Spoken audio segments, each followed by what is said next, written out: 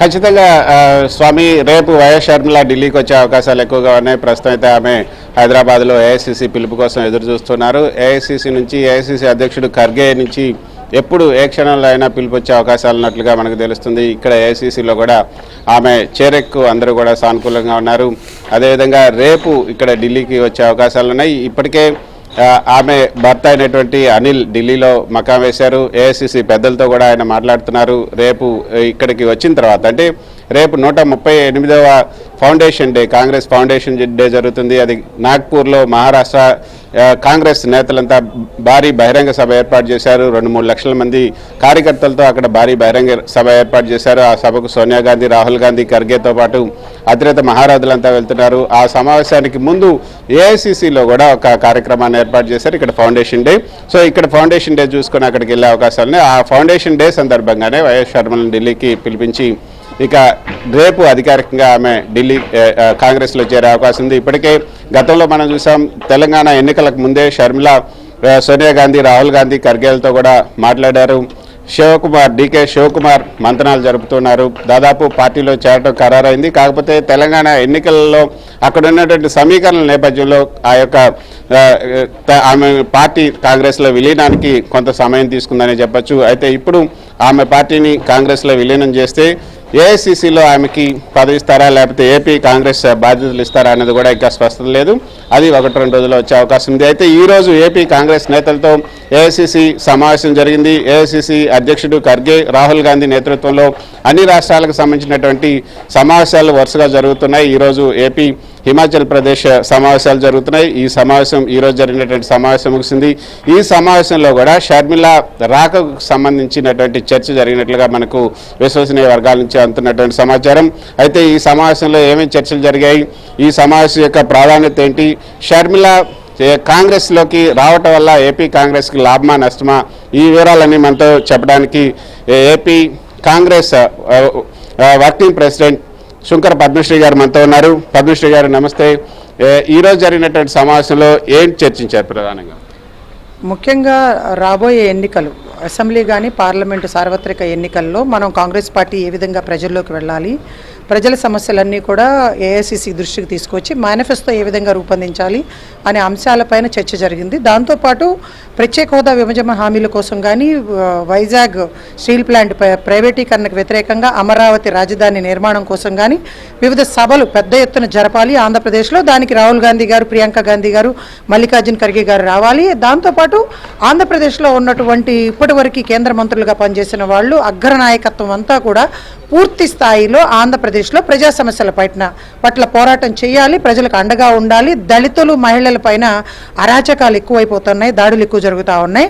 ఎప్పుడు కూడా టీడీపీతో ఒక వర్గం, ఒక సామాజిక వర్గం ఉంటుంది, వైసీపీతో ఒక సామాజిక వర్గం ఉంది.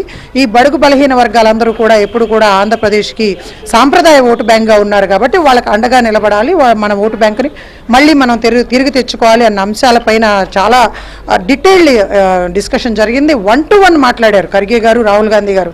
మేమందరం చాలా హ్యాపీగా ఉన్నాం. కర్ణాటక విజయం తర్వాత, తెలంగాణ విజయోత్సవం తర్వాత ఆ గాలి వీస్తూ ఉంది కాబట్టి ప్రజలు కాంగ్రెస్ పార్టీ వైపు చూస్తూ ఉన్నారు. రాహుల్ గాంధీ గారి భారత్ జోడో యాత్ర తర్వాత అయితే ప్రజలందరూ కూడా కోరుకుంటుంది is voice of the nation. Bharatiya Janata party అవినీతి పైన కానీ, అదేవిధంగా ఈ కేంద్ర రాష్ట్ర ప్రభుత్వాలు రెండు కూడా చేస్తున్నటువంటి కక్షపూరితమైనటువంటి రాజకీయాలు కానీ, ప్రజా వ్యతిరేక విధానాలపైన కాంగ్రెస్ పార్టీ నిరంతరం ఫైట్ చేస్తాం. బలోపేతానికి వేరే వాళ్ళని కూడా, అంటే పార్టీ నుంచి వెళ్ళిపోయిన వాళ్ళని తిరిగి రావాలని చెప్తున్నారు. అదేవిధంగా షర్మిల కూడా కాంగ్రెస్ పార్టీలోకి వచ్చే అవకాశాలు ఉన్నాయి అంటున్నారు. దీనిపైన ఏమైనా చర్చ జరిగిందా? కాంగ్రెస్ పార్టీ ఐడియాలజీని గౌరవించే వాళ్ళందరూ కూడా కాంగ్రెస్ పార్టీలోకి ఆహ్వానిస్తూ ఉన్నాం. దానిపైన పెద్దలందరితో కూడా డిస్కషన్ జరిగింది. కొంతమంది నేతలు కూడా అడిగారు, సోషల్ మీడియాలో కానీ ఇట్లా ప్రచారం జరుగుతూ ఉంది, ఏంటి విషయం అని అడిగినప్పుడు కూడా పెద్దలు స్పందించారు, మా అభిప్రాయం కూడా తీసుకున్నారు. మేమందరం కూడా ఏకాభిప్రాయంగా వైఎస్ షర్మిల గారు కానీ, ఇంకా వైసీపీలో జగన్మోహన్ రెడ్డికి పైన వ్యతిరేకత్వం ఉన్న వాళ్ళు కానీ ఎవరు వచ్చినా సరే తీసుకుంటే బాగుంటుంది అని చెప్పి నాయకత్వానికి తెలియజేశాం. వాళ్ళు కూడా తప్పనిసరిగా ఆ దిశగా నాకు తెలిసి ఆల్రెడీ ఒక కార్యాచరణ అనేది రూపొందిస్తూ ఉన్నారు. మాణిక్యం ఠాగూర్ గారు లాంటి ఒక ఏఐసీసీ జనరల్ సెక్రటరీ ఇన్ఛార్జిని ఆంధ్రప్రదేశ్కి ఇచ్చినప్పుడే ఆల్రెడీ ఆంధ్రప్రదేశ్లో ఉన్న ప్రజలు కానీ రాజకీయ పార్టీలకు కానీ అర్థమైపోయి ఉంటుంది ఎందుకంటే తెలంగాణలో రేవంత్ రెడ్డి గారి డైనమిక్ పర్సనాలిటీని చూజ్ చేసుకుంది కానీ మరి ఒక అడుగు ముందుకు వేసి కాంగ్రెస్ పార్టీ ఈ రోజున అధికారంలోకి రావడానికి అనేక షర్మిల కాంగ్రెస్ లో చేరటం పైన మీ అభిప్రాయం అడిగారు. రాహుల్ గాంధీ ఖర్గేని అడిగారు, మీ అభిప్రాయం? పెద్దలు ఈ రాష్ట్ర పెద్దలందరూ కూడా మాట్లాడారు దాని గురించి. వాళ్ళు కూడా మీ అభిప్రాయం ఏంటని తెలియజేయమన్నారు. So it's from both the sides. రాష్ట్ర పెద్దలందరూ కూడా తీసుకుందాం, రాజశేఖర రెడ్డి గారి లెగసీని మనం ప్రజల్లోకి తీసుకువెళ్ళినట్టు అవుతుంది. జగన్మోహన్ రెడ్డికి వ్యతిరేకంగా ఉన్నటువంటి ఆ పార్టీ నాయకులు కానీ ఆ ఓటు బ్యాంకును కానీ మనం మళ్ళీ వెనక్కి తీసుకున్న వాళ్ళం అవుతామని చెప్పి సజెస్ట్ చేయడం జరిగింది. కానీ ఆమె తెలంగాణలో పార్టీ పెట్టారు. ఇప్పుడు తెలంగాణలో పార్టీ పెట్టి పోయినసారి ఎలక్షన్లో కూడా పోటీ చేయకుండా కాంగ్రెస్కి మద్దతు ఇచ్చారు. మరి అటువంటి ఆమె ఇక్కడ ఆంధ్రప్రదేశ్కి వచ్చి కాంగ్రెస్లో ఇక్కడ చేరితే పార్టీకి లాభమే ఉంటుందంటారా? 100% అండి. కాంగ్రెస్ పార్టీ ఒక జాతీయ పార్టీ. ఆవిడ పోయినసారి తెలంగాణ ఎన్నికల సమయంలో సోనియా గాంధీ గారిని రాహుల్ గాంధీ గారిని కలిసినప్పుడు ఏం చెప్పారు? Unconditionally I'm joining Congress party and I'm supporting Congress party అని చెప్పి జాతీయ పార్టీగా ఎటువంటి పొజిషన్ ఆవిడకి ఇచ్చినా ఎక్కడ పనిచేయమన్నా సరే పనిచేయాల్సినటువంటి బాధ్యత ప్రతి ఒక్క కాంగ్రెస్ కార్యకర్తకి ఉంది. ఆమె కూడా అదే ఆలోచనతో ఉన్నారు అని చెప్పి మా అందరికీ అర్థమవుతా ఉంది. అంటే పిసిసి అధ్యక్ష బాధ్యతలు ఇచ్చే అవకాశం ఉందంటున్నారు. ఆమెకు పిసిసి అధ్యక్ష బాధ్యతలు ఇస్తే మీరంతా ఆమె కింద పనిచేసే అవకాశం ఉంది. మీరు ఆల్రెడీ వర్కింగ్ ప్రెసిడెంట్గా ఉన్నారు. అధినాయకత్వం ఏఐసిసి సోనియా గాంధీ గారు, రాహుల్ గాంధీ గారు పార్టీలోకి ఎవరిని ఆహ్వానించినా, ఎవరికి ఎటువంటి పొజిషన్స్ ఇచ్చినా సరే నిబద్ధత గల కాంగ్రెస్ కార్యకర్తలుగా పనిచేయడానికి మేము ఎల్లప్పుడూ కూడా సిద్ధంగా ఉన్నాం. సో ఆ దిశగానే మేము పనిచేస్తూ ఉన్నాం. 10 సంవత్సరాలుగా మా మొహం మీద ఉమ్మేసిన వాళ్ళు ఉన్నారు. మీరు కాంగ్రెస్ పార్టీతో ఉన్నారా అని చెప్పి. ఈ రోజున అందరూ కూడా కాంగ్రెస్ పార్టీ వైపు చూస్తూ ఉన్నారు. మేము గర్వంగా తలెత్తుకుని తిరగలుగుతా ఉన్నాం. ఎందుకంటే మాకేం అవసరం లేదు. నేను భారత్ జోడో యాత్రలో రాహుల్ గాంధీ గారితో ఒక హిస్టారిక్ మూమెంట్లో నడిచినప్పుడే నిర్ణయం తీసుకున్నాం. మేమందరం కూడా వీఆర్ విత్ రాహుల్ గాంధీ. రాహుల్ గాంధీ గారు ఈ దేశ ప్రజల కోసం పోరాటం చేస్తూ ఉన్నారు. సో వాళ్ళు ఏ నిర్ణయం తీసుకున్నా సరే మేము దానికి అనుగుణంగా పనిచేస్తాం. కాంగ్రెస్ పార్టీలోకి షర్మిలను తీసుకుంటే పులివెందుల నుంచి కానీ కడప నుంచి కానీ పోటీ చేస్తే బాగుంటుందన్న అభిప్రాయం కూడా వచ్చిందంటున్నారు. అది నిజమేనా? కొంతమంది కాంగ్రెస్ పార్టీ పెద్దలు ఉన్నారు. ఇప్పుడు మాకు మాజీ ఎమ్మెల్యే కమలమ్మ గారు ఉన్నారు. ఆవిడే స్వయంగా అడిగారు, ఆమెని కడప నుంచి ఎంపీగా పోటీ చేస్తే బాగుంటుంది, లేదంటే మీ ఇష్టం ఏ నిర్ణయం తీసుకున్నా సరే అని చెప్పి.